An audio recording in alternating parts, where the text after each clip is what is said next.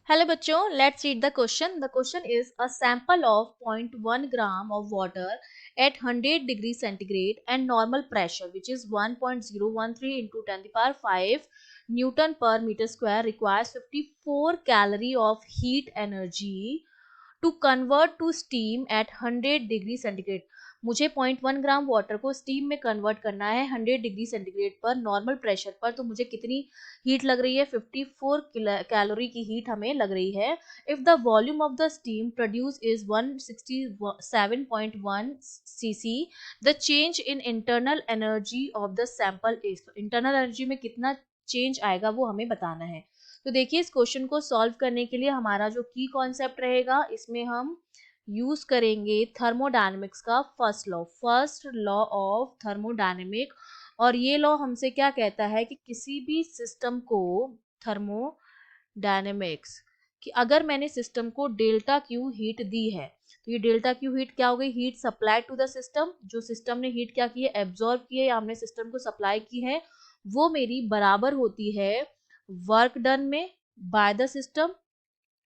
ठीक है, सिस्टम जो काम करता है उसमें लग जाती है, प्लस बची हुई हीट जो होती है वो इंक्रीज करती है इंटरनल एनर्जी को। ये हमारा होता है फर्स्ट लॉ ऑफ थर्मोडायनेमिक्स। मुझे क्या निकालना है? डेल्टा यू निकालना है। तो डेल्टा यू मेरा यहाँ से कितना आ जाएगा? Delta Q minus delta W.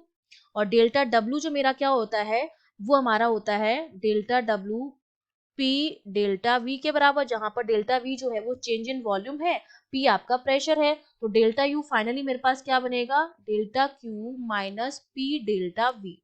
ठीक है, ऐसे हम निकालेंगे इंटरनल एनर्जी। अब देखिए हमें क्या क्या गिवन है।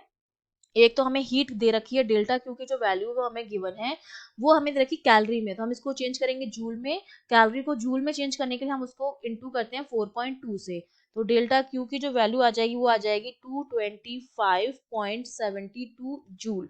और ये हीट एब्जॉर्ब भी है, इतनी हीट चाहिए होगी, ये हमारा पॉजिटिव में आ गया। ठीक है, फिर हमें वॉल्यूम जो है वो निकालना पड़ेगा, क्योंकि चेंज इन वॉल्यूम निकालना है। पहले हम वाटर का वॉल्यूम निकाल लें, क्योंकि स्टीम का वॉल्यूम जो है वो तो हमें गिवन है।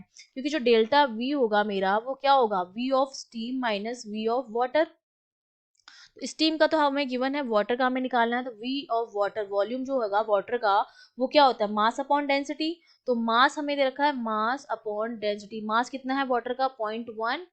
और डेंसिटी वाटर की कितनी होती है? 1 ग्राम पर सीसी होती है। तो ये हमारे पास 1 ग्राम पर सीसी होती है इसकी डेंसिटी, और ये दे रखा है 0.1 ग्राम। तो जो वॉल्यूम आ जाएगा वाटर का वो हमारे पास कितना आ जाएगा? 0.1 इंटू 10⁻⁶ मीटर क्यूब। ये हमने वॉल्यूम निकाल लिया है वाटर का। तो हमारे पास चेंज इन वॉल्यूम कितना हो जाएगा यहाँ से? अब मैं सीधा क्या करती हूँ? वैल्यूज पुट कर देती हूँ। तो डेल्टा यू जो मेरा आ जाएगा वो डेल्टा क्यू, जिसकी वैल्यू हमने निकाली थी 225.72 माइनस पी डेल्टा वी। तो पी तो हमें दे रखा है 1.013 इंटू 10⁵। डेल्टा वी हमारा हो जाएगा V steam minus V W. Steam का कितना है? 167.1, और ये इंटू 10⁻⁶।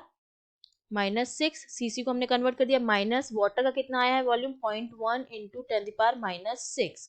तो इसको जब हम सॉल्व करेंगे डेल्टा यू को, तो ये वैल्यू जो मेरे पास आती है वो हमें मिलेगी 225.72 माइनस 1.013 इंटू 10⁵, और ये यहाँ पर आ जाएगा 167 इंटू 10⁻⁶। फाइनली इसको हम सॉल्व करेंगे तो डेल्टा यू मेरे पास आएगा पॉजिटिव का 208.8 जूल।